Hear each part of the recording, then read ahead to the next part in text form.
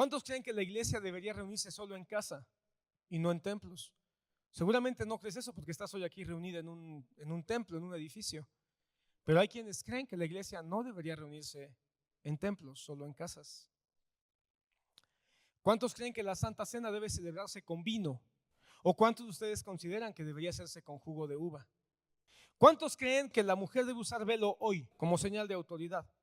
¿O cuántos y cuántas de ustedes creen que eso no importa, no tiene la menor relevancia?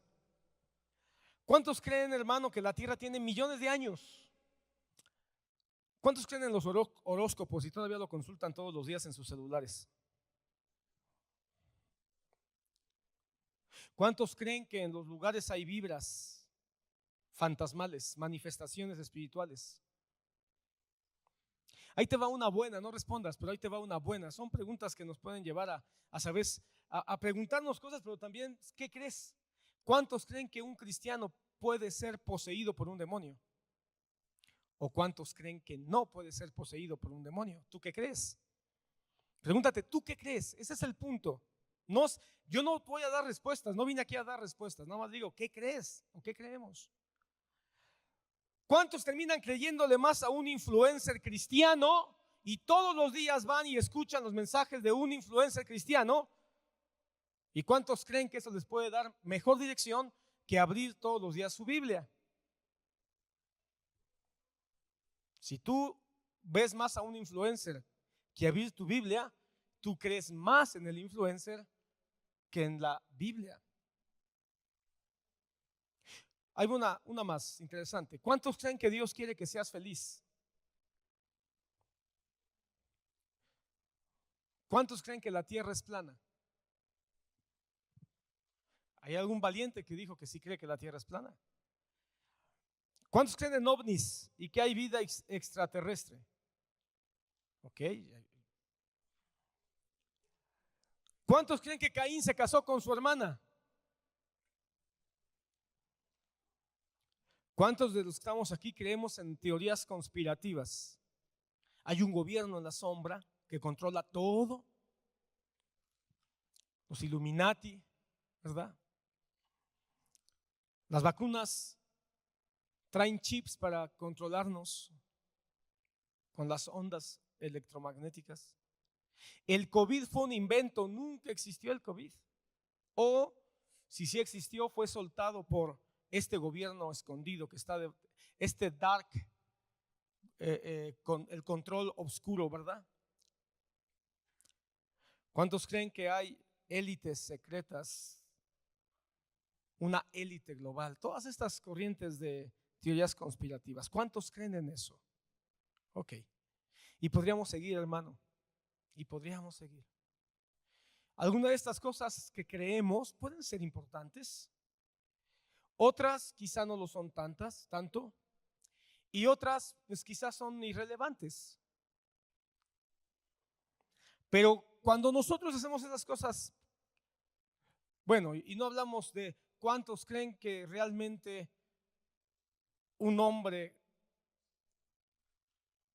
que se opera o toma hormonas o bloqueadores de hormonas puede llegar a ser una mujer. Quiero pensar que todos los que estamos aquí no creemos eso, pero a lo mejor hay alguien que dice que sí, que se puede ser mujer sin nacer mujer. Tú sabes que hay muchos que creen que se puede ser mujer sin nacer mujer o se puede ser hombre sin nacer hombre. Bueno, hoy nos encontramos en un tiempo, hermano, en una época donde se puede creer cualquier cosa. Y todos tenemos que aceptar que si él cree eso, bueno, tenemos que considerar o aceptar que está, por lo menos para él, está correcto. Lo alarmante, hermano, es que se cree ya en cualquier cosa, pero no nada más se cree, porque el problema no es creer, el problema es que lo defienden.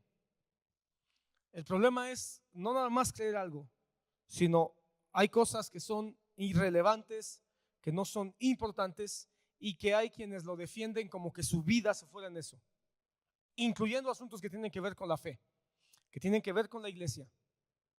Si tú te diste cuenta, lo primero que empecé a mencionar son asuntos que tienen que ver con la iglesia. Después empecé a mencionar asuntos que tienen que ver con el mundo y con la vida secular. Pero aún los asuntos que tienen que ver con la iglesia, hay quien lo defiende como si en eso se les fuera la vida. Y pueden terminar dividiendo una iglesia por asuntos como el uso del velo, como asuntos como si una mujer enseña o no enseña, por asuntos como si el vino es vino o jugo de uva en la Santa Cena. Y lo defienden como que si eso fuera realmente lo que se tiene que defender.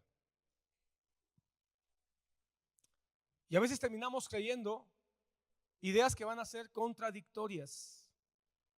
Ideas contradictorias. Vamos a terminar creyendo las doctrinas que nos son más cómodas, que nos son más convenientes, que nos son incluso más agradables.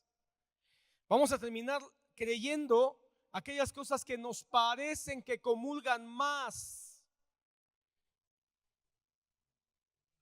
con mi manera de ser, de pensar. Y dentro de la iglesia, esto es muy complicado, podemos terminar creyendo asuntos que no tienen ni siquiera un correcto, exegético sustento bíblico.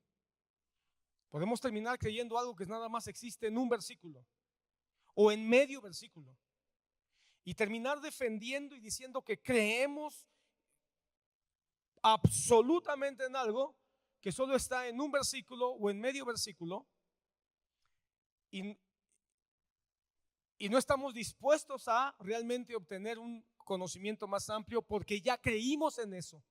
Hermano, yo por muchos años creí muchas cosas y he estado teniendo la libertad, fíjate, la libertad de mi espíritu, la libertad de mi mente y la libertad de mi alma para dejar de creer en muchas cosas. Porque hay quien piensa que cuando creemos una cosa y después dejamos de creer en eso, entonces estamos siendo desleales a nosotros mismos. No, hermano, hay que ser leal a la palabra de Dios. Por mucho tiempo yo creí en la posibilidad de que hubiera apóstoles en la época moderna. Hoy te puedo decir con todo mi corazón que ya no creo eso. Tampoco significa que yo tenga la verdad absoluta. Yo puedo escuchar a alguien que me diga que sí hay apóstoles y yo lo puedo escuchar, pero ya tendremos que poner argumentos sobre la mesa, porque no es algo que nada más creo, porque tuve una mala experiencia con un hombre que se llamaba apóstol y que resultó ser no nada más un hereje, sino un anticristo. No, porque mira, hermano, cuando alguien se llama apóstol, eso es una cosa y eso, bueno, la verdad es que es irrelevante, no tiene tanto problema. Pero cuando alguien se llama sumo sacerdote según el orden de Melquisedec, ahí espérame. O alguien se llama el apóstol que tiene la revelación más elevada aún que Elías y que el apóstol Pablo, eso es otro asunto. O alguien dice que es el león de la tribu de Judá. ¡Ja! O alguien dice que es el rey. No, hermano, eso es el anticristo. Por eso, hermano, aún entre apóstoles, hermano, hay que entender a aquellos que se llaman apóstoles, porque quizá tienen una información equivocada y creen algo que podemos no estar de acuerdo. Pero otra cosa es que ya se eleven a un nivel donde asuman el papel de Cristo. Eso es otra cosa mucho más peligrosa. Te lo digo, hermano, porque yo ya me estoy saliendo del tema, pero yo no confío en los apóstoles de hoy, en ninguno. Sin embargo, tampoco significa que no pueda relacionarme con algunos de ellos. ¿Por qué digo esto, hermano? Porque quizá hay alguien que se llama apóstol, pero es inocente, es noble y ha tenido una información solamente sesgada y ha llegado a una conclusión equivocada porque le falta información. Pero cuando alguien ya se asume tener una revelación más allá de la Biblia, ¡oh!, ahí sí, eso es otro rollo. Bueno, pero a lo mejor tú crees todavía en apóstoles y los quieres defender. Yo no. Y como esto, hermano, hay otras muchas cosas que creía y que hoy ya no. Porque la Biblia, para mí la Biblia es un libro que tengo que abrirlo para que me cambie, me confronte, me transforme, aun cuando tenga que abandonar mi manera de pensar de ayer, de antier, o de hace 10 años, o de 20 años. Y a propósito, yo aprendí algo de un hombre que lo reconocieron como apóstol y que no tenía necesidad de que lo llamaran apóstol, porque tenía un ministerio pujante, exitoso y respaldado por Dios. Y él enseñó muchas cosas, hermano, que se han quedado grabadas en mi corazón como buenas enseñanzas. Estoy hablando del doctor Otoniel Ríos Paredes. Una gran diferencia al anticristo de donde salimos. Porque el hermano Otto jamás, ni por asomo, intentó llamarse sacerdote, ni llamarse rey, ni llamarse león de la tribu de Judá, ni llamarse rey, ni cuanta tontería y estupidez se les ha ocurrido a algunos. Fue un hombre que no necesitaba que se le reconociera apóstol, y yo creo que ese fue un error, pero no un error que echa por fuera ni su ministerio, ni su influencia, ni su trascendencia, ni su enseñanza en muchas áreas. Quizá en otras áreas considero yo que hoy podemos tener un poquito más de luz en la palabra de Dios. Pero él decía: estoy dispuesto a cambiar de opinión cada vez que abro la Biblia. ¿Qué significa eso? Que debo estar dispuesto a cambiar lo que creo cada vez que abro la Biblia. O tengo que defender lo que creo. Aunque me demuestren todos los argumentos bíblicos, creo que eso se llama necedad. Ahora, la iglesia tiene una presión enorme, hermano. Porque la presión de la iglesia, ¿cuál es? No buscar nuevas revelaciones, caramba. La misión de la iglesia es afirmar lo que la palabra de Dios, el mensaje del evangelio, el mensaje de los apóstoles que caminaron con Jesús, nos dejaron. El trabajo de la iglesia no es estar buscando nueva revelación, sino conocer y profundizar en la que ya nos dejó nuestro Señor. No es andar buscando la proclama para el año nuevo, ni buscar al profeta que tiene la revelación profunda para poder saber más de lo que está escrito. La iglesia tiene una misión. Dice la palabra que somos ¿qué? Defensores, baluartes de la verdad.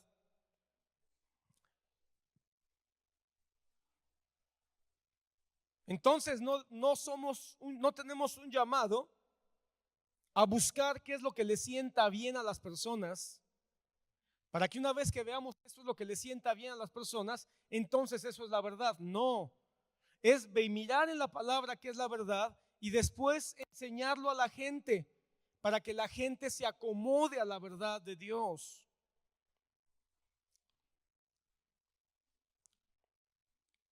La iglesia no debe de poner su mente ni sus emociones en buscar qué cosas suenan relevantes, modernas, compasivas, sino qué cosas son compatibles con la Escritura.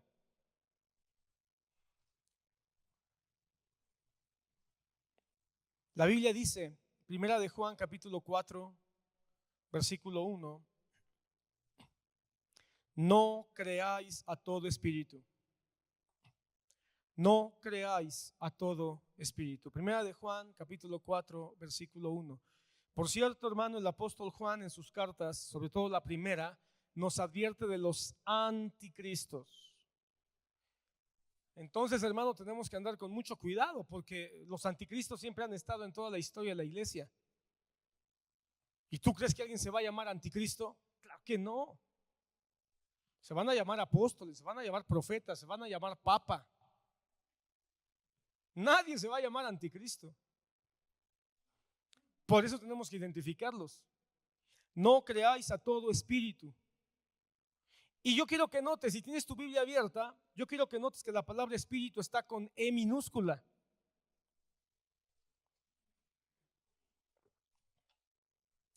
No está hablando de un asunto místico, está hablando del espíritu del hombre. Y cuando está hablando del espíritu del hombre, hermano, está hablando de su ser espiritual, de su ser interno. Y el ser interno del hombre incluye sus ideas, sus pensamientos, sus emociones. En pocas palabras, lo que cree. No creáis a todo lo que los demás crean. No creáis a todo lo que los demás piensen. No crean en todo lo que los demás dicen. No crean en todo lo que los demás manipulan. No le creas a toda la retórica de cualquiera. Espero que muchos de ustedes estén leyendo el libro del hermano Joe Owen que vino hace unas semanas. Bueno, hay un capítulo ahí en el libro del hermano Joe Owen, el Evangelio según Marx, donde habla de la identidad del cristiano. Y en ese libro, hermano, él precisamente dice que hay que tener cuidado con la retórica de las personas, porque la retórica lo que pretende es convencernos, y va a tratar de convencernos en nuestra manera de pensar, en nuestra manera de sentir y por supuesto en las decisiones que hagamos. Hay que poner cuidado con la retórica de todos, porque todos van a tratar de convencerte de algo, y cuando te convencen, tú terminas creyendo en eso. Entonces el Señor nos dice a través del apóstol Juan: no creas a todo espíritu, no creas todo. Y también nos ordena en Primera de Tesalonicenses capítulo 5 versículo 21, primera carta a los Tesalonicenses capítulo 5 versículo 21, el apóstol Pablo nos dice algo que se parece un poquito a lo que dice Juan: examinadlo todo, retener lo bueno. Examinarlo todo, hermano, esto es una orden y también es un acto de liberación. Porque a veces nos sentimos atados de manos y decimos: no debemos de juzgar nada. No. El Señor nos dice: examínalo todo. Todo.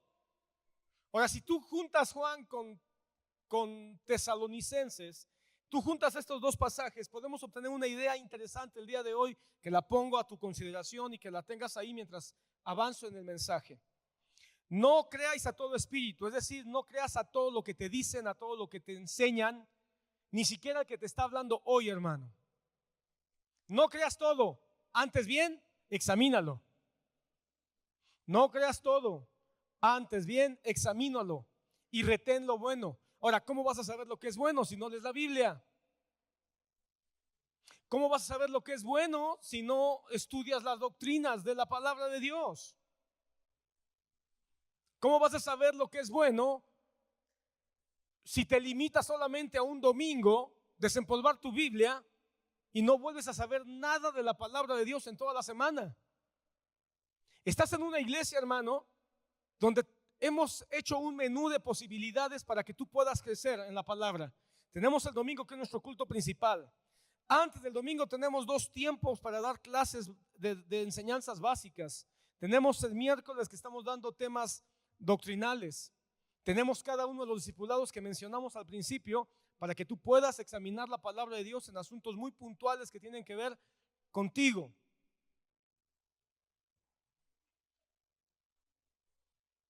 Si tú no aprovechas todo esto, tenemos la página de internet, hermano, que a veces nos olvida, pero la página de internet la estamos alimentando, la estamos enriqueciendo. Ahí tenemos mensajes, tenemos enseñanzas, tenemos la página de YouTube. Ahí tenemos también toda la repetición de los mensajes que hemos dado durante no sé cuántos años. Entonces, solo tu iglesia local, hay material para que tú puedas escuchar, examinar y retener lo bueno. Bueno, en pocas palabras, ¿qué es lo que nos está diciendo la palabra de Dios a través de los apóstoles, de Juan y de Pablo? Que la fe bíblica no es credulidad ciega. La fe bíblica no es credulidad ciega. La fe bíblica no es tragarse todo, aun cuando suene espiritual. Aun cuando suene espiritual. Yo sé que este tipo de mensaje no es muy aplaudido, pero lo creo con todo mi corazón, hermano. No es creer solo porque parezca popular, emotivo o conveniente. La fe bíblica, en pocas palabras, es discernimiento para desarrollar convicción. Lo repito, la fe bíblica es discernimiento para desarrollar convicción.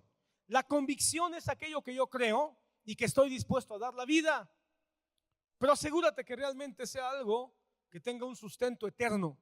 Porque de otra manera, hermano, vas a terminar dando la vida por cacahuates. Y mira, hermano, aquí me recuerda, hermano, un personaje de las Crónicas de Narnia. Un personaje muy interesante, hermano. Si tú has leído las Crónicas de Narnia, y si no, valdrá la pena que la leyeran. Me encantaría que los jóvenes, quizás los aetas de manera especial, leyeran las Crónicas de Narnia, porque es el evangelio al acceso de todos, pero de manera especial a las mentes más juveniles. Pero las Crónicas de Narnia, en su, creo que es su sexto volumen, La Silla de Plata, aparece un personaje muy interesante. En español han traducido el nombre de este personaje como Brincacharcos.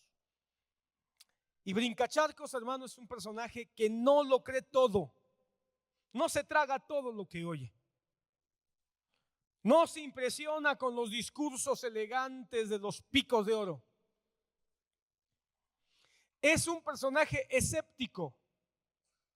Su escepticismo, hermano, cuando tú lees el desarrollo de su personaje, llega a ser hasta burlón, sarcástico.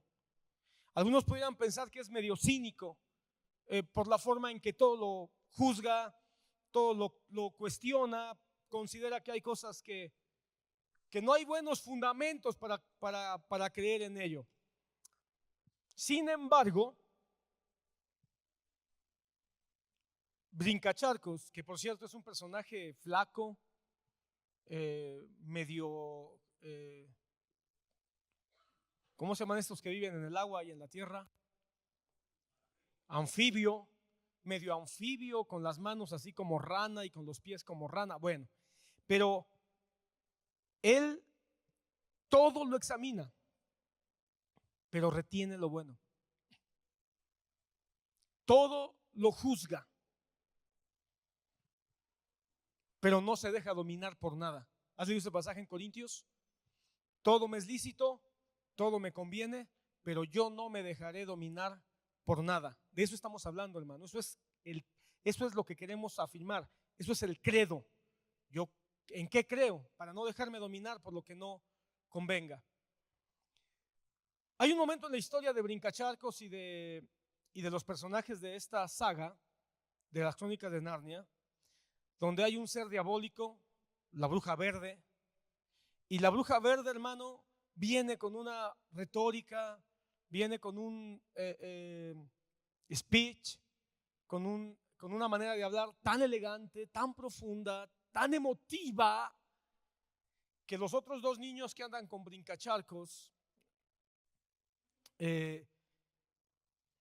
Edmund y el otro, ¿cómo se llama? Bueno, una niña, Lucy, es Lucy. ¿Cómo se llama el otro niño que aparece ahí? No, Peter aparece en las primeras. Este es otro niño, es el sobrino. ¿Cómo se llama? El primo de Peter. Gustav y Lucy, gracias. Gustav y Lucy son los niños de esta historia que andan con Brincacharcos. Y ellos están embelesados por todo lo que la bruja verde les dice. Pero llega un momento en que la bruja verde les empieza a decir que Aslan no existe, que Aslan es un invento. Incluso les dice: ¿alguno de ustedes ha visto alguna vez a Aslan? ¿No será que Aslan es un invento de sus mentes? Y ellos empiezan a cuestionarse la existencia de Aslan. Para los que han leído las Crónicas de Narnia, saben que Aslan es una figura de Cristo en la historia de C.S. Lewis. Y cuando ellos están dudando y se empiezan a ilusionar con la posibilidad de seguir a la bruja verde que les invita y les promete tantas cosas, Brincacharcos, que siempre es escéptico, no se traga las palabras de la bruja, no se deja engolosinar por las palabras de la bruja, no se deja emocionar de manera irracional por la bruja desgraciada. Y él dice: no, yo no estoy seguro de lo que estás diciendo. Y dice una frase muy interesante en el libro. Él dice: Supongo que aunque no existiera Aslan, vivir como si existiera sería mejor que vivir sin él. Es interesante, aunque no existiera, lo que está diciendo el texto de César Lewis en palabras de Brincacharcos es: yo sé que existe Aslan, pero supongamos que no existe. Es mejor la vida pensando que sí existe que vivir sin ningún tipo de esperanza. Bueno, por supuesto que nosotros no podemos decir una frase parecida, porque nosotros sabemos con toda certeza que Cristo está vivo, es real y existe en nuestras vidas. Damos un aplauso al Señor.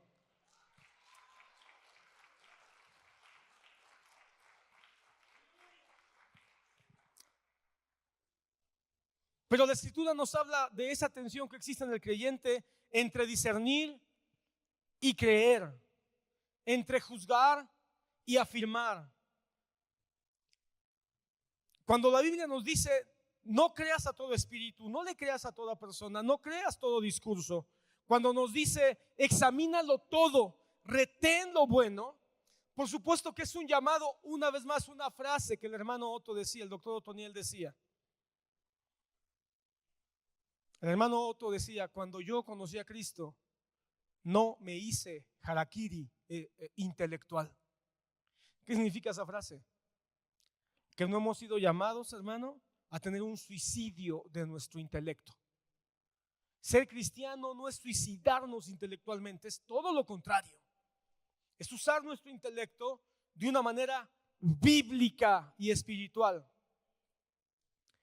Y aquí, hermano, es donde se me hace muy interesante poder mirar lo que nos dice el gran confrontador de falsos apóstoles y de falsos profetas de la Biblia, Judas. Abre tu Biblia en Judas, Judas capítulo único, solo tiene un capítulo, versículo 3. Amados, por el gran empeño que tenía en escribirles acerca de nuestra común salvación, he sentido la necesidad. Esa palabra es bien hermosa. La necesidad es algo que tiene asentado en su corazón y no puede dejar de decirlo. La necesidad de escribirles, exhortándolos a luchar ardientemente por la fe. Mira esa expresión: luchar ardientemente, apasionadamente, fuertemente. ¿Entiendes lo que es ardientemente, hermano? ¿Estás aquí leyendo conmigo? Por la fe, no por tu dinero, no por tu trabajo, no por tu casa, no por tu matrimonio, no por tus hijos, no por tu carro. Todo eso tiene su valor, más o menos. Pero él dice: no, ni por tus sueños. Lucha ardientemente por la fe. ¿Y qué es la fe? ¿En quién has creído? Pero esta segunda parte me interesa mucho, que de una vez y para siempre fue entregada a los santos. Que de una vez y para siempre fue entregada a los santos. Porque se siguen levantando quienes dicen que tienen algo más que agregarle a la palabra de Dios o a la vida cristiana. Ya fue entregada una vez y para siempre, la tenemos en su bendita palabra, a los santos. ¿Y sabes a quién usó el Señor para entregarnos esta fe? A los apóstoles. Los apóstoles del Cordero. Es a ellos a quien el Señor delegó para que desarrollaran el evangelio conforme a la dirección del Espíritu Santo y lo llevaran a todas las naciones. 4. Pues algunos hombres se han infiltrado encubiertamente, los cuales desde mucho estaban marcados para esta condenación, impíos que convierten la gracia de nuestro Dios en libertinaje y niegan a nuestro único, soberano y Señor Jesucristo. Hermano, esto en sí mismo es un credo, porque aquí está diciendo en qué cree Judas y qué es lo que nos entregaron los apóstoles. ¿Y qué es el resumen de la fe por la que ardientemente tenemos que luchar? Tenemos que luchar ardientemente por esta fe. ¿Cuál fe?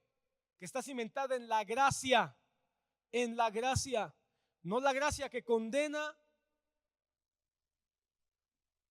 haciéndonos creer que para acceder a esa gracia tenemos que hacer obras, pero tampoco la gracia que se diluye, haciéndonos creer que podemos hacer lo que queramos y que no hay consecuencias. No, la gracia bíblica, esa gracia cimentada en los méritos de Cristo por los únicos que somos salvos, pero que también es la gracia que el Espíritu Santo nos empuja para ser santos. ¿Estás aquí? ¿Estás aquí, hermano? De repente me sentí solo. Y la segunda parte del credo de Judas: Jesucristo es el único, no hay otro. Es el soberano, el todopoderoso, es decir, es Dios. Y es el Señor, el dueño de todo, el Salvador. Esto en sí mismo es un credo, hermano. Y esto es lo que nos quiere enseñar el credo de los apóstoles, hermano. ¿Cuál es lo que debemos de creer? Que sí debemos luchar ardientemente, que sí deberíamos de defender, que sí deberíamos de afirmar, y que todas las demás cosas que creemos no pasa nada. Si se pueden confirmar o no se pueden confirmar, si se pueden demostrar o no se pueden demostrar. Tú puedes creer, hermano, en un montón de cosas, pero no necesariamente son verdad, solo porque tú las crees o porque alguien dice que son verdad. Son dos asuntos distintos. Sin embargo, hay cosas que sí deberíamos estar nosotros bien afirmados. Y esto es la esencia del Evangelio. Y eso es lo que el credo nos quiere enseñar. Entonces, el credo de los apóstoles, que la semana pasada ya te compartí cuándo surge, cómo surge, en el siglo II, luego evoluciona un poquito y en el siglo V se afirma o se fortalece. Ok, ese credo es la herencia que nos dejaron nuestros hermanos de la iglesia primitiva para recordarnos qué es lo fundamental que tú y yo debemos de creer.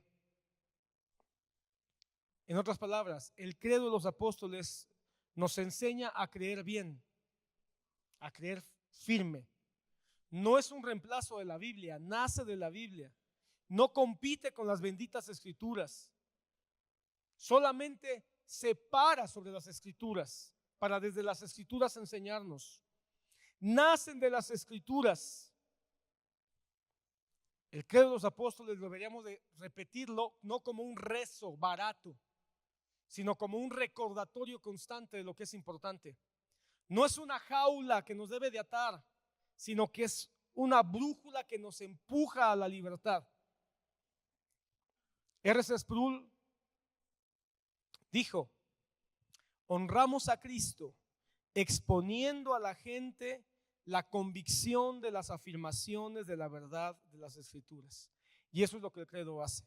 El credo honra las Escrituras exponiendo las convicciones que la iglesia debe de tener. Ok. Y aquí te quiero mencionar tres cosas del credo. Tres cosas acerca del credo. Tenemos que confesarlo como un acto de obediencia. Tenemos que conocerlo como misión de la iglesia, como columna y baluarte de la verdad, porque ahí está resumida la verdad de la Biblia, hermano. Y tres, tenemos que conocerlo porque el credo une a la iglesia en todo el mundo. Entonces, lo primero, hermano,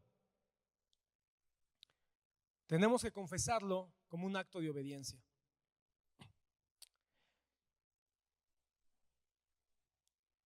Si volvemos al pasaje de Judas versículo 1, ya lo leímos.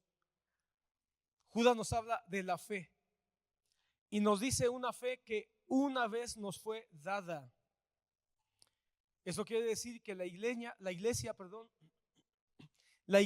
no es dueña del mensaje, pero tiene que apropiarse del mensaje. No es dueña del mensaje, pero tenemos que apropiarnos del mensaje. La iglesia no inventa la fe. La fe fue entregada por Dios, anunciada por Cristo, predicada por los apóstoles, pon atención, y confiada a la iglesia para que la iglesia la resguarde. Hoy la iglesia debe de ser guardiana de esta verdad. Y a veces decimos, pero ¿cuál verdad? La Biblia es tan grande, la Biblia es tan amplia, ¿cuál verdad? ¿Te diste cuenta con qué pasaje empezamos? 1 Timoteo, ahí hay un credo.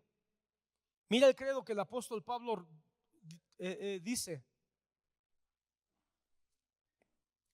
Indiscutiblemente grande es el misterio de la piedad. Y aquí viene un credo, es decir, una expresión de lo que Pablo cree, dicho de una manera resumida. Él fue manifestado en carne. Eso es lo que creía Pablo, que Cristo fue manifestado en hombre, fue manifestado en carne. ¿Qué significa? Que fue hombre, que fue vindicado en el Espíritu. ¿Qué significa? Que Él era Dios, confirmado por el Espíritu. Y ahí está hablando del Espíritu Santo. Por lo tanto, Él era el Mesías. Él era el Mesías. Fue hombre, pero era el Mesías prometido, contemplado por ángeles. Eso quiere decir que Él está por encima de los ángeles, y eso habla de su divinidad. Proclamado entre las naciones, tiene un reino que tiene que ser expandido, creído en el mundo, tiene un mensaje de salvación y recibido arriba en gloria. Resucitó. Ahí está implícita la resurrección. Eso es lo que Pablo creía. Eso es lo que el credo de los apóstoles pretende hacer en nosotros, que nosotros podamos tener una expresión de lo que creemos. Noten entonces algo importante.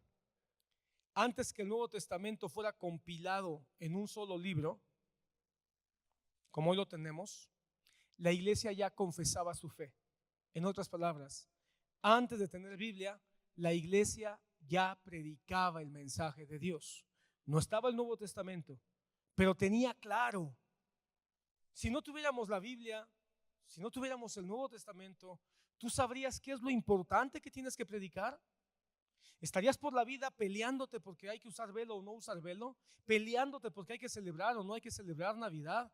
¿Peleándote porque Jesús nació en octubre o nació en diciembre? ¿Peleándote porque las mujeres pueden enseñar o no pueden enseñar? ¿Peleándote porque la Santa Cena tiene que hacerse sentados, parados o acostados?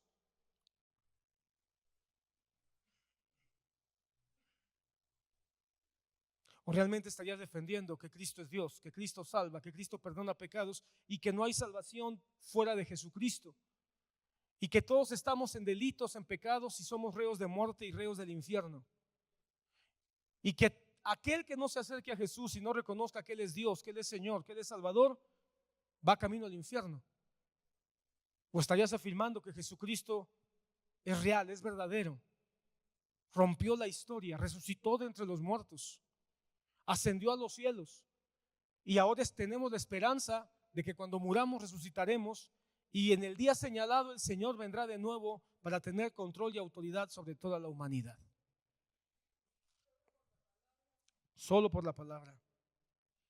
Hermano, lo que expresa Pablo en Timoteo no es una frase que se le ocurrió, no es una frase bonita que se inventó, es lo que la iglesia ya confesaba, lo que la iglesia ya declaraba, es decir, la encarnación, la proclamación del evangelio, la fe en la gracia salvadora y la gloria de un reino venidero, hermano. Mira lo que dice Filipenses 2. Aquí hay otro credo, hermano. Filipenses 2, del versículo 9 al 11. Por tanto, bueno, si permíteme, solo déjame encontrarlo para decirlo de manera más exacta. Filipenses 2,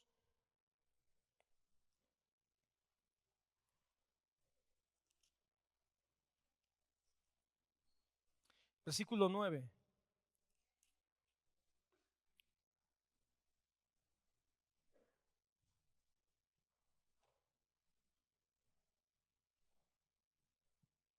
Por lo cual, Dios también lo exaltó hasta lo sumo y le confirió el nombre que es sobre todo nombre, para que en el nombre de Jesús se doble toda rodilla de los que están en el cielo, en la tierra y debajo de la tierra, y toda lengua confiese que Jesucristo es Señor, para la gloria de Dios Padre. Esto es un credo. Esto es lo que creía Pablo y lo dice desde el versículo 5. Tú vas a encontrar, o 7, vas a encontrar una descripción de lo que Pablo está creyendo. Una expresión quizá un poco más pequeña del credo o de lo que los apóstoles creían está en Romanos 10, 9 y 10. Si confesares con tu boca que Jesús es el Señor y creyeres en tu corazón que el Señor le levantó entre los muertos, serás salvo. Porque con la boca se confiesa para justicia, pero con el corazón se confiesa para salvación. Entonces eso es un credo. En esto creía Pablo, que la salvación estaba en la confesión que uno hacía de Jesucristo. Y Corintios 12:3, hermano, también hay un pasaje que suena a un credo, muy breve, pero al final suena a credo. Primero los Corintios 12:3. Y nadie puede llamar a Jesús sino por el Espíritu Santo. En ese tiempo, hermano, se le pedía a las personas que confesaran que el César era el Señor. Así que este pasaje, hermano, es contrarrevolucionario o revolucionario, porque era Pablo declarando en una carta que para él el César no era Señor, que para él el César no era su amo, que para él su Señor es Jesucristo. Así que confesar, hermano, conocer el credo y confesarlo es una expresión de obediencia. Esto es lo que creemos y no lo negociamos. Mientras todos creen lo que quieren, esto es lo que yo creo con todas mis fuerzas. El credo apostólico busca entonces no enseñarnos a creer cosas nuevas. En medio de una época donde hay muchos que están buscando creer cosas nuevas, muchos pueden pensar que vamos contra la corriente, porque nosotros queremos afirmarnos en lo que vale la pena creer. Y a lo mejor aquí es donde a muchos de ustedes no les va a gustar, porque a lo mejor ustedes quieren aprender cosas nuevas. Pero la pregunta es, ¿y ya estás firme? ¿Ya estás arraigado? ¿Ya entendimos al máximo lo que la Biblia dice que debemos de creer? ¿Cómo queremos creer cosas nuevas si todavía no entendemos la Trinidad? Bueno, que nadie la va a entender, lo voy a decir siempre, pero conocer un poco de qué es la Trinidad, qué es el Dios en el que creemos. Entender un poco de la persona de Jesús, la obra de Jesús. Entender un poco sobre qué es la iglesia por la que Cristo dio su vida. ¿Qué significa el reino de Dios, el cual esperamos que descienda de los cielos? Todavía no tenemos claridad sobre esas cosas, pero andamos buscando cosas nuevas. Las lunas sangrantes, ¿qué significan? El código secreto de la Biblia.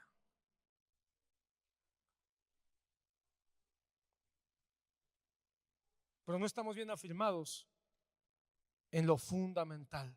Así que el credo apostólico no nos quiere enseñar a creer cosas nuevas, nos enseña a creer las cosas que son correctas. Ahora, el credo ha sido dado para que la iglesia no nada más lo conozca, sino que la iglesia lo defienda. Porque la iglesia es la columna y el baluarte de la verdad. ¿Y cuál es la verdad? La verdad, hermano, es Cristo. Una vez más, no se trata que defiendas todo lo que tú crees, sino que defiendas lo que es correcto y lo que le ha sido delegado de manera directa a la iglesia. Pablo dijo a la iglesia que la iglesia, ahí en Timoteo 3:15, es columna y baluarte de la verdad. Eso significa que la iglesia tiene una tarea, la iglesia tiene una misión. ¿Y cuál es la misión de la iglesia? Sostener y defender la verdad en un mundo que desprecia la verdad. Tú puedes hablar de extraterrestres, puedes hablar de ovnis, puedes hablar de los Illuminati, pero te pones a hablar de Cristo y a muchos ya no les gusta. Pero la Biblia dice que tenemos que hablar, defender y conocer la verdad. Dice que es columna. ¿Para qué sirve una columna? Para sostener. Y dice que somos baluarte. ¿Y para qué sirve un baluarte? Para proteger. Entonces tú y yo somos la columna donde el cristianismo se sostiene. Por eso el comunismo, mientras tú vas avanzando en el libro del hermano Joe Owen, vas a encontrar un lugar donde habla de cómo el comunismo golpea directamente la fe cristiana. ¿Y por qué golpea la fe cristiana? Porque los cristianos, en teoría, estamos siendo entrenados por la palabra de Dios para defender la verdad y creerla. Si el comunismo tira al cristianismo, nos deja sin convicciones. Y entonces puede hacernos creer lo que no es y cualquier tontería de ellos. Entonces, hermano, somos el sostén, la columna, y somos la defensa, la última defensa de la humanidad, si tú quieres verlo de alguna manera. Hermano, bíblicamente la verdad siempre ha tenido enemigos, siempre ha tenido enemigos. Y los enemigos no son demonios con cola y cuernos, hermano. Los enemigos más grandes de la iglesia, hermano, no han sido los que echan espuma cuando poseen a una persona. Los enemigos más grandes, hermano, a veces vienen con una sonrisa, vienen disfrazados de filosofía, vienen disfrazados, hermano, de política, vienen disfrazados de educación, vienen disfrazados a veces de ciencia. Y peor, hermano, y lo más triste, muchas veces vienen disfrazados hasta con la Biblia debajo del brazo.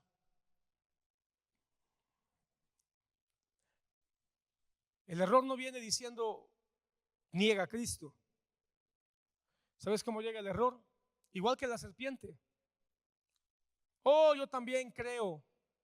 Pero ¿no será que Dios no te quiere decir todo? ¿Por qué Dios nada más quiere que te conformes con conocer a Cristo, su vida, su muerte, su resurrección, su segunda venida? ¿Qué te está escondiendo Dios que no quiere que sepas? Pero mira, la Cábala sí te lo puede revelar. Pero mira, la masonería sí te lo puede decir. Pero mira, el superapóstol sí te lo puede enseñar. Y ya no es suficiente la obra, la vida, la muerte, la resurrección, la venida de Cristo.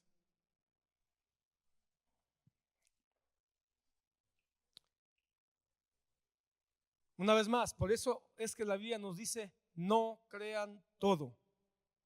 Porque la Biblia, la fe bíblica, no debe ser ingenua. Así que no te dejes impresionar. Sé un poquito más como brincacharcos. No todo lo que suena convincente merece ser creído. Y el problema de esta generación, hermano, es que hoy se impresionan demasiado rápido. Demasiado rápido. Y nos emocionamos mucho cuando nos tocan el corazón, nos tocan el alma. Y no estoy diciendo con esto que el evangelio no es emocional, es profundamente emocional. El evangelio nos tiene que hacer reír, nos tiene que hacer llorar, nos tiene que hacer vibrar. Pero no todas las emociones, hermanos, solo porque están tocando fibras, necesariamente son correctas.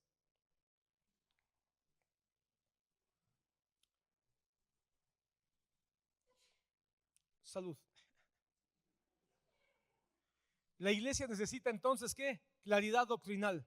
Para eso están los credos. Para darnos claridad doctrinal.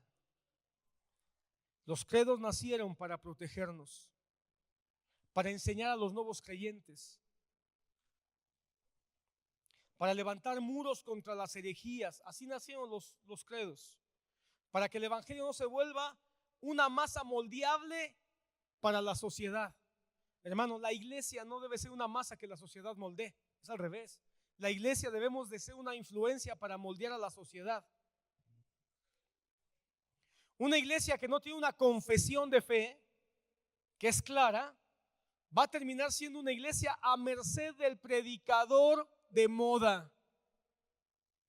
Por eso nosotros en nuestra página, pusimos ahí con toda claridad cuál es nuestra confesión. Si tú no sabes qué es lo que cree tu iglesia, hermano, te invito a que conozcas la página. Eso es lo que creemos. Y en eso nos alineamos y en eso nos encaminamos. Si tú crees algo diferente a lo que ahí está, pues a lo mejor deberías de considerar cambiar de iglesia. Porque ahí viene lo que nosotros creemos. ¿Sabes por qué hay tantas iglesias que no tienen una confesión de fe? Para poder manipular la mente a la conveniencia de las ocurrencias que se le vaya poniendo al predicador o al apóstol.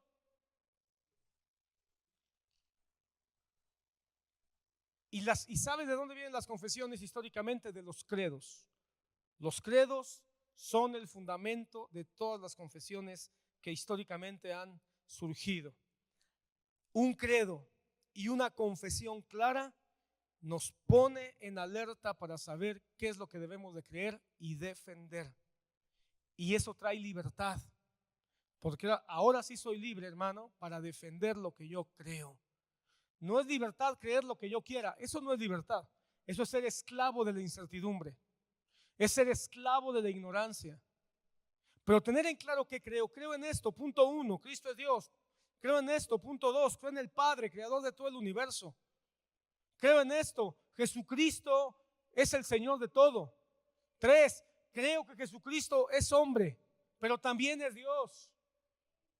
Creo en el Espíritu Santo. Creo en la Santa Iglesia. Creo en la resurrección de los muertos.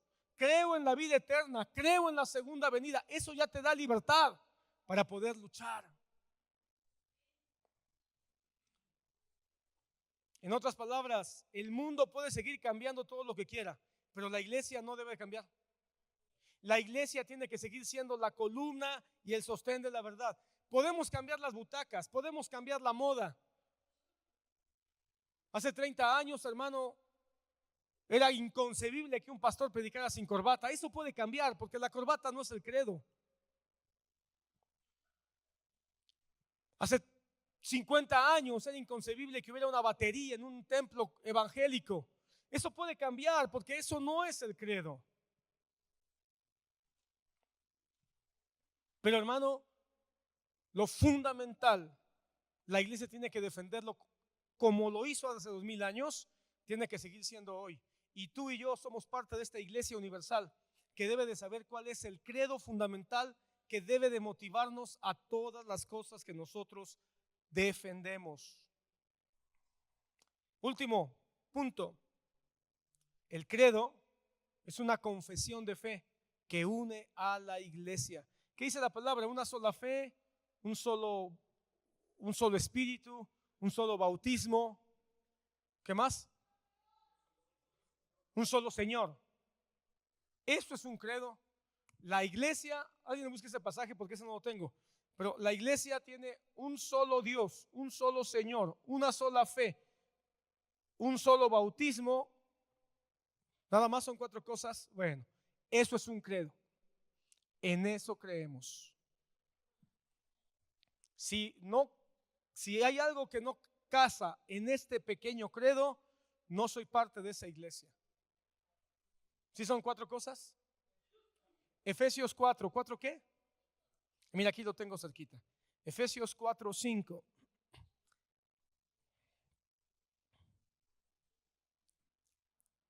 Desde el 4. Hay un solo cuerpo, esa es la iglesia, hermano. Hay un solo cuerpo, la iglesia. Y un solo espíritu, ese es el Espíritu Santo. Así como también ustedes fueron llamados a una misma esperanza de su vocación. Entonces ya llevamos un solo cuerpo, que es la iglesia, un solo espíritu. Luego el 5, un solo Señor, una sola fe. Y aquí en la fe tiene que ver con la salvación, con la gracia. Un solo bautismo, un solo Dios y Padre de todos, que está sobre todos, por todos y en todos. Da un aplauso al Señor.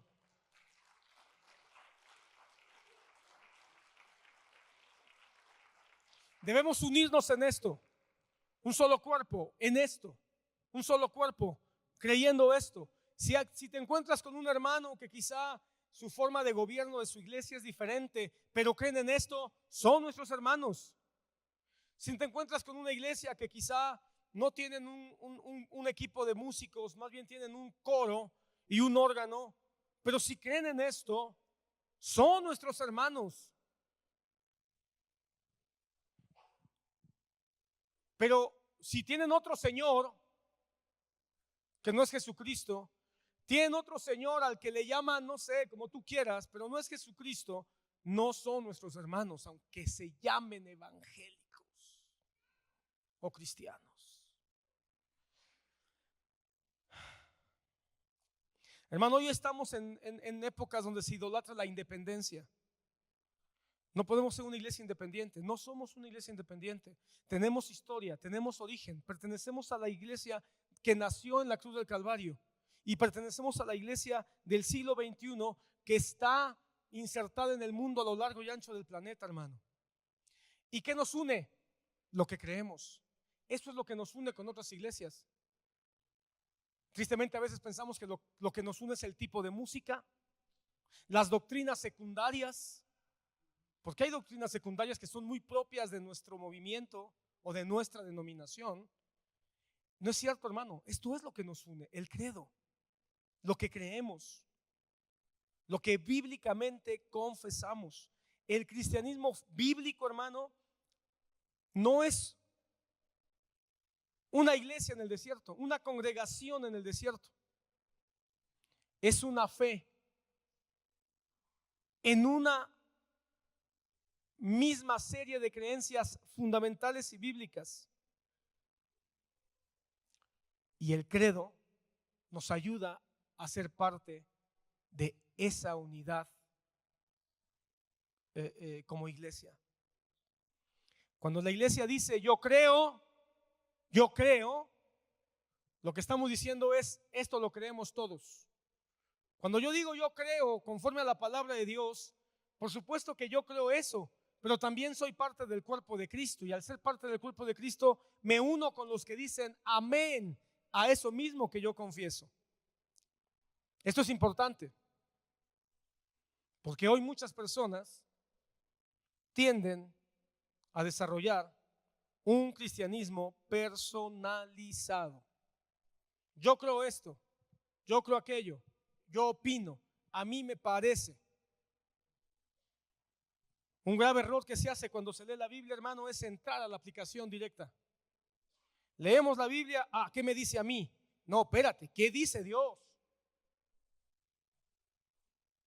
Cuando tú lees el Quijote de la Mancha o tú lees 100 años de soledad, no lo lees diciendo, a ver qué dice Gabriel García Márquez para mí, ¿qué me dice? No, ¿qué quiso decir Gabriel García Márquez o Miguel de Cervantes?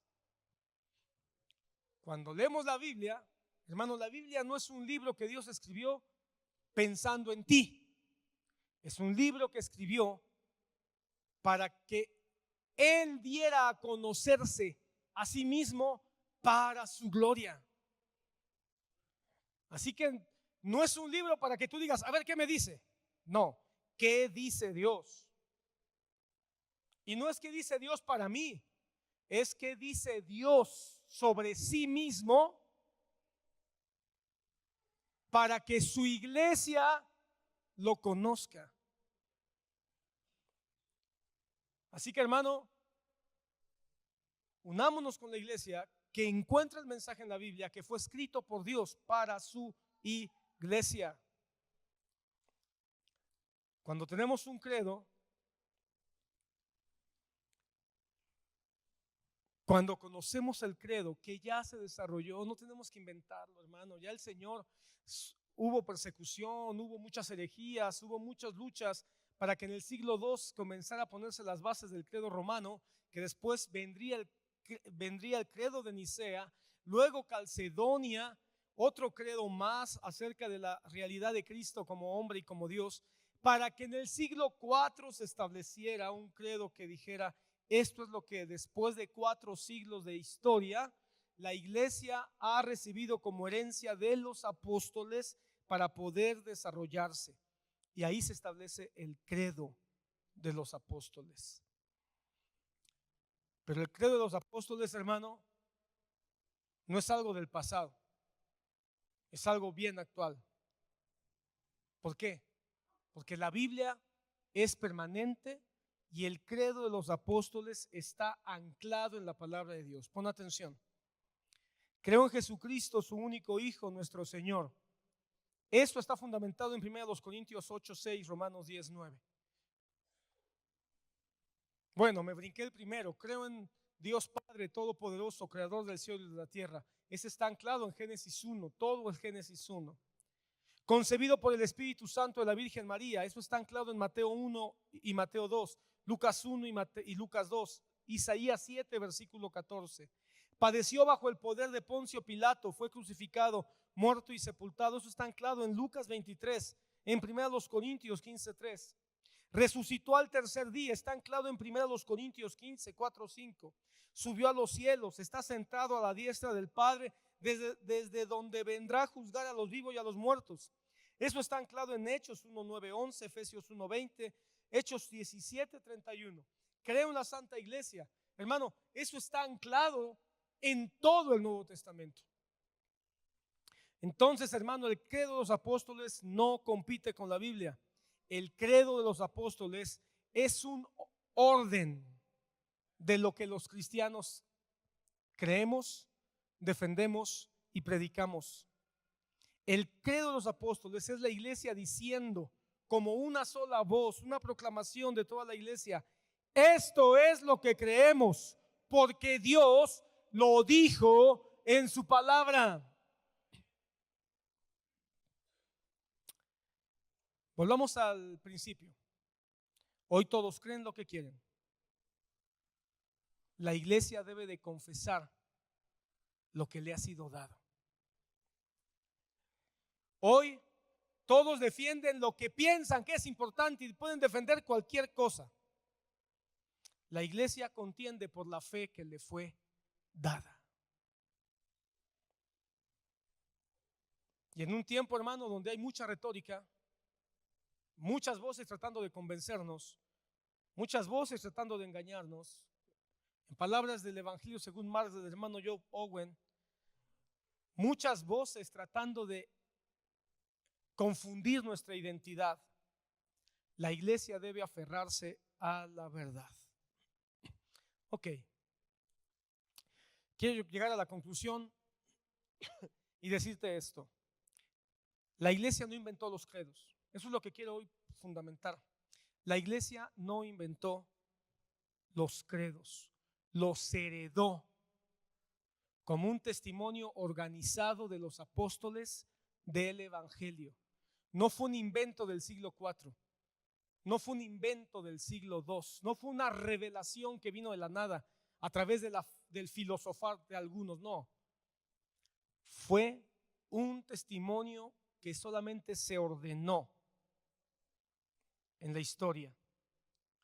Los credos o el credo de los apóstoles en este tema en particular son la cristalización doctrinal de lo que la iglesia repitió, cantó, memorizó y defendió en tiempos de persecución, de muchas herejías y también de formación. Estos primeros 4 siglos de la iglesia, hermano, fueron siglos donde se estaba conformando, consolidando un poquito más la iglesia.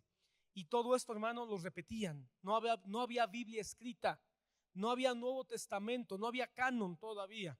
Así que lo repetían. No querían que se les olvidara, no lo tenían escrito, así que lo repetían constantemente. Lo cantaban, sus canciones estaban llenas de esto. Por eso el credo apostólico, hermano, no debe ser, hermano, como que algo que solo los seminaristas de un seminario teológico deben de conocer. No debe ser nada más algo como que los que son más religiosos deberían de aprender. No debería ser algo que nada más pensamos que la Iglesia Católica utiliza como parte de los rezos que dan en sus, ¿cómo le llaman? No, ¿cómo se llama? Cuando se van a confesar les dan sus castigos de que se pongan a rezar el rosario. Penitencia, no es una penitencia, hermano.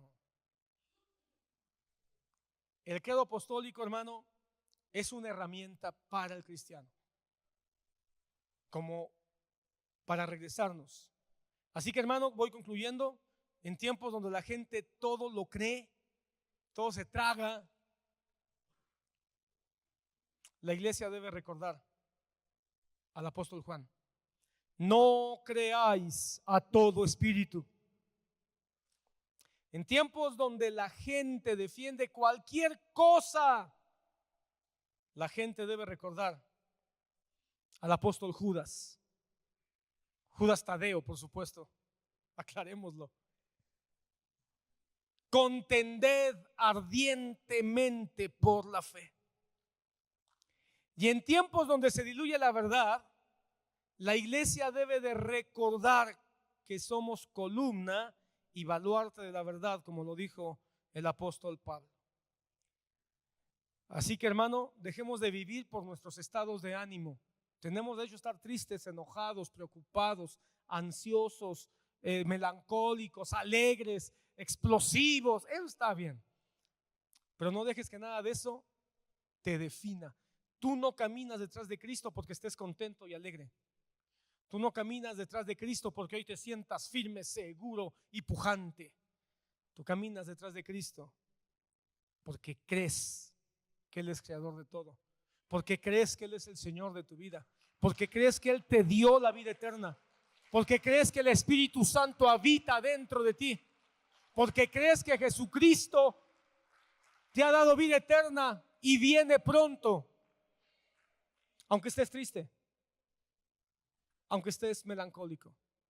Oh, si tú supieras cuántas veces solamente recordar la cruz de Cristo me ha levantado cuando no he querido ni siquiera poner un pie debajo de mi cama. Cuántas veces me he sentido enojado por cosas. Casi siempre me enojo por cosas que yo hago.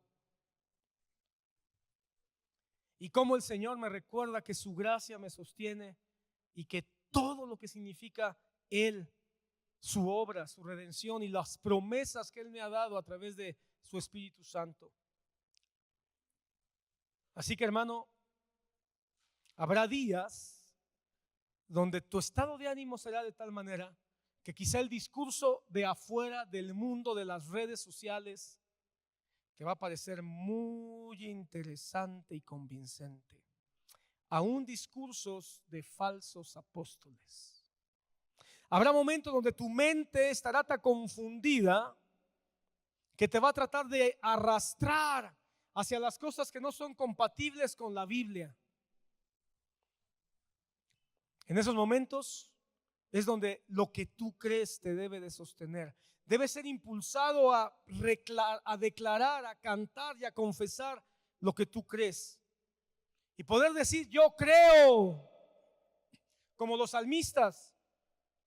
Yo creo, hermano, que muchos de los salmistas, empezando por el rey David, escribían no porque fueran los grandes poetas, que lo era. David era un gran poeta. Pero no creo que él escribiera porque era el gran poeta. Él escribía porque tenía que declarar lo que él creía del Dios de sus antepasados. Él mismo lo escribe: alma mía, alaba al Señor y no olvides,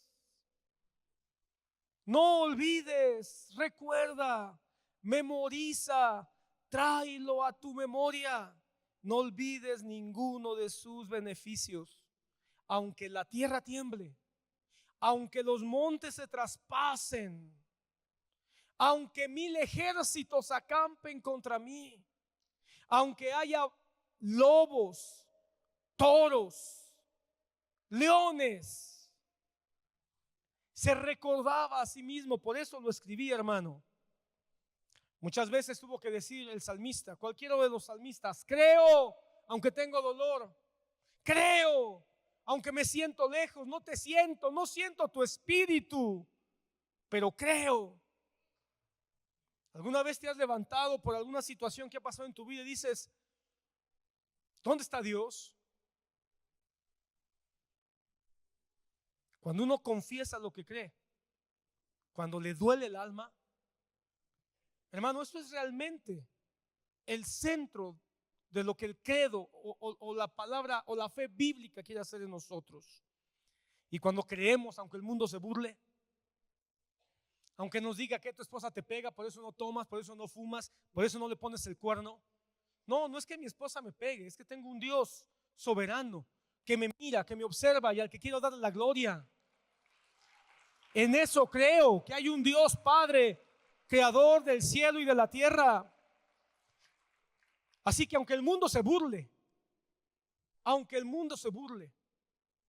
nosotros creemos en esto. Esto no es una fe ingenua, hermano. Esto es convicción. Ya eso nos llama el credo. Ya eso nos llama esta serie de mensajes que queremos compartir durante las próximas semanas. Así que si hoy hay alguien aquí,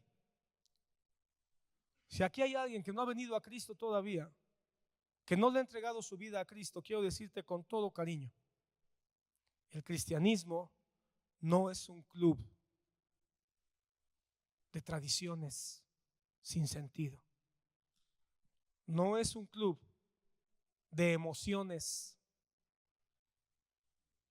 exaltadas.